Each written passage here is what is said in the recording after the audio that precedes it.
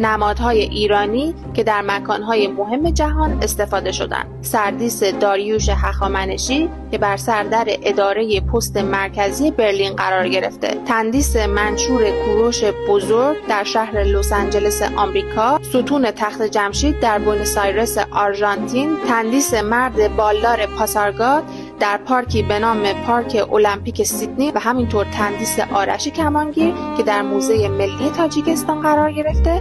مجسمه فردوسی در شهر روم در میدانی به نام میدان فردوسی قرار گرفته. پارک کوروش نام پارکی در شهر دوشنبه تاجیکستان هست که نماد کوروش بزرگ در این پارک قرار داره. چهارتاقی دانشمندان ایرانی در دفتر سازمان ملل متحد در وین اتریش که این دانشمندان شامل ابوریحان بیرونی، زکریای رازی، ابن سینا و عمر خیام هستند. مجسمه خیام دانشمند ایرانی نه تنها در دانشگاه اوکلاهاما آمریکا بلکه در دانشگاه مادرید اسپانیا هم استفاده شده.